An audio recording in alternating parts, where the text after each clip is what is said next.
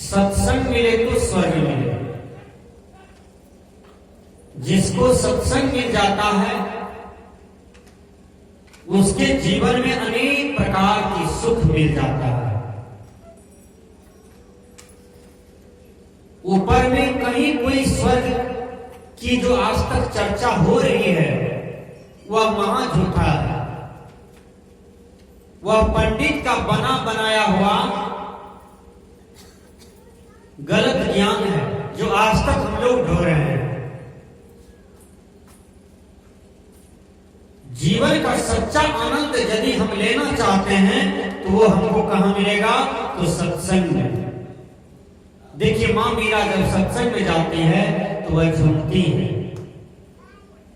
Sahajo by जब सत्संग में बैठती है तो गुरु का वचन सुन करके झूमती है।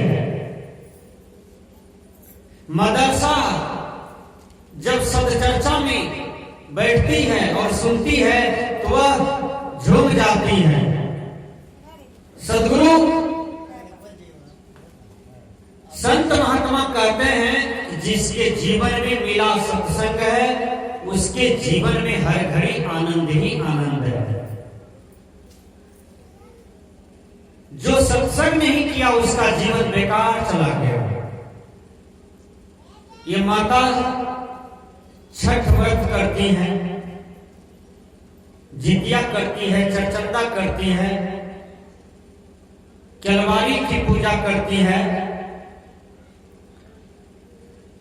बहुतों ऐसी पूजा है जो माताएं करती हैं, लेकिन सारी पूजा बेकार हो जाएगा जब आप सत्संग रूपी पूजा नहीं करेंगे। क्योंकि सत्संग आपके मन को धोता है। सत्संग इतना बड़ा तीर्थ है कि वो आपके अंदर में जो विकार है वो आपको धो देगा। आप अपने शरीर पर पानी लेते हैं तो पानी क्या करता है? आपको शीतल कर देता है, आपको ठंडा कर देता है। उसमें साबुन लगाते हैं, फिर मलते हैं, फिर पानी देते हैं तो आपके शरीर पर का मल को धो देता है। ये तो बाहर की मल को साबुन पानी धो दिया, लेकिन आपके अंदर में जो जन्म जन्म से मैल बैठा हुआ है उस मल को कौन धोएगा? वह कौन सी साबुन है? वो साबुन है सत्संग। वही साबुन लगाए रखना का उसका जीवन स्वर्ग हो गया। वही साबुन को लगाए अंगुलीमाल उसका जीवन स्वर्ग हो गया। वही साबुन को लगाए आजामी उसका जीवन भी धन धन हो गया।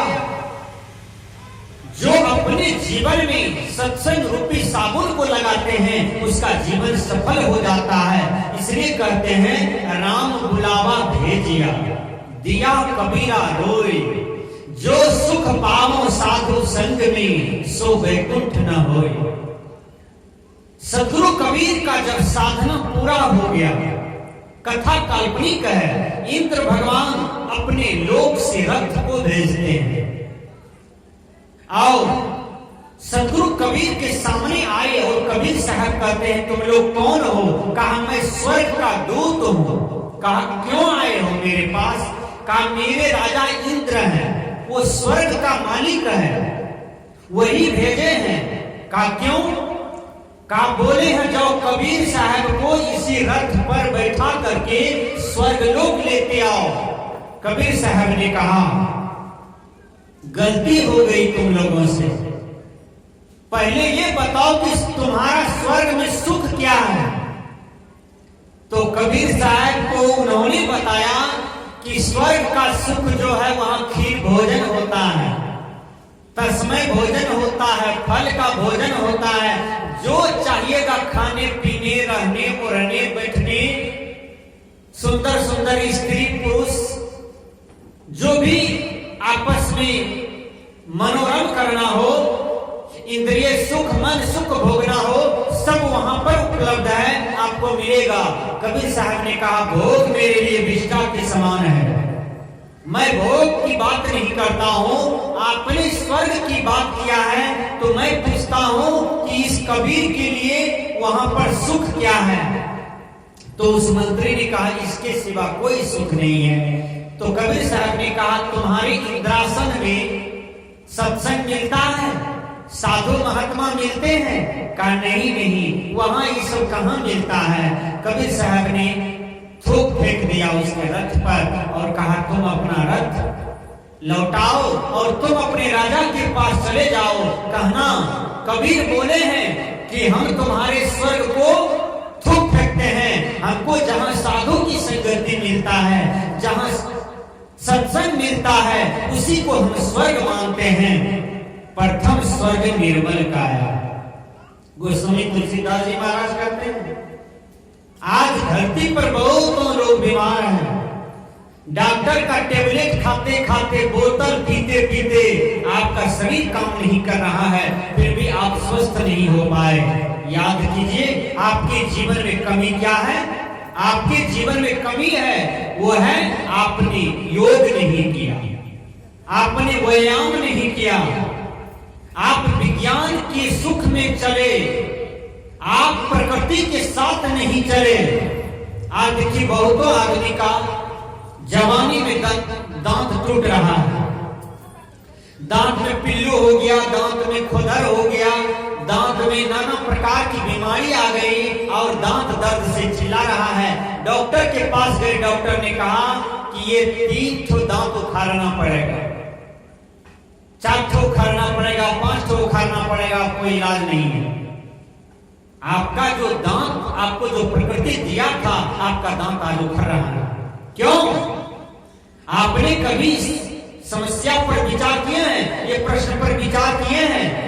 पहले लोग 100 बरस, 150 बरस, 125 बरस जीते थे और उसके साथ दांत जाते थे जब मरते थे, उसका बाल हरा रहता था। लेकिन आज जवान जवान लड़का लड़कियां का बाल पक जाता है। वह कौन सी बीमारी है? आप क्या खा रहे हैं, क्या पी रहे हैं? बोलिए।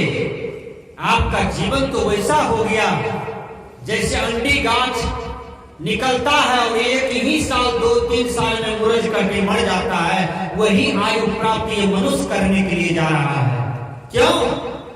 क्योंकि आपने प्रकृति को छेड़छाड़ किया है, आप विज्ञान के सुख में भूले हुए हैं और आप प्रकृति के साथ नहीं चल रहे हैं। आपकी दांत नहीं टूटेगा, आपके दांत आपके साथ जाएगा, लेकिन आप नीम का दत्तवन कीजिए, साहुर का दत्तवन कीजिए, भेंट का दत्तवन कीजिए। इसका मतलब है आप प्रकृति के साथ चल रहे हैं। और आप सो करके उठते हैं कई बजे? 9 बजे, 8 बजे। आपका आयु देखिए क्यों घट रहा है। आपको जगना चाहिए 3 बजे, 4 बजे, टहलना चाहिए और 2 कमंडल वाला, 2 किलो वाला कमंडल हो, उसमें पानी हो, उसको लेकर के खाली पैर मैदान में चलिए, स्कूल के फील्ड पर हैं, वहां पैदल चलिए, बोलिए, हवा लगाइए, दौड़िए, व्यायाम कीजिए। हर भाई बहनों को यदि शिक्षा लेना हो तो आप दिल्ली, पंजाब, हरियाणा चलिए, वहां बड़ा बड़ा पार्क में देखिए बढ़िया बढ़िया आदमी व्यायाम करते हैं, आपस में योग करते हैं, प्राणायाम करते हैं और उसका अपने शरीर को स्वस्थ रखते हैं। मैंने कहा प्रथम स्वर्ग निर्मल काया है, ये प्रथम स्वर्ग है। यदि आपका शरीर स्वस्थ है, शरीर स्वस्थ रहेगा तभी तो आप सत्संग करेंगे, तभी तो आप भजन करेंगे, तभी तो आपको भक्ति में मन लगेगा। शरीर में नाना प्रकार की बीमारी है, आपको नाना प्रकार का कष्ट हो गया, आप सत्संग भजन भक्ति कहां कर पाएंगे? इसके लिए तो शरीर को स्वस्थ रखना जरूरी है। देखिए, कम खाइए, कम बोलिए और दूसरों के अवगुण को मत देखिए, बुराई मत देखिए और अपनी बुराई को निकालने का प्रयास कीजिए। वो आदमी शांति का जीवन जीता है, वो आदमी सच्चा सुख का जीवन जीता है। मैंने कहा कि हर आदमी को प्रकृति के साथ चलना चाहिए। आज हम लोग आटा पिसाते हैं मशीन में, चावल कुटाते हैं मशीन में, और पहले के माता बहन जाता पर पिसती थी, कुटती थी और उखरी समाज पर कुटती थी, खाती पीती थी, उसका आयु 150 बरस, 125 बरस जाता था। और विचार कीजिए, आज मनुष्य 65 से 70 जाते जाते मर जाता है। उसके देह में नाना प्रकार का शुगर, ब्लड प्रेशर, कैंसर, दमा, टीबी, लकवा आ जाता है। क्यों आता है? मनुष्य प्रकृति के साथ नहीं चलता है, वह विज्ञान के सुख में भुला रहता है। वो सोचता है कि जो है सो विज्ञान है, प्रकृति कहीं कुछ नहीं है, इसलिए मनुष्य का आयु घट गया। विचार कीजिए, आपको योग के साथ चलना होगा।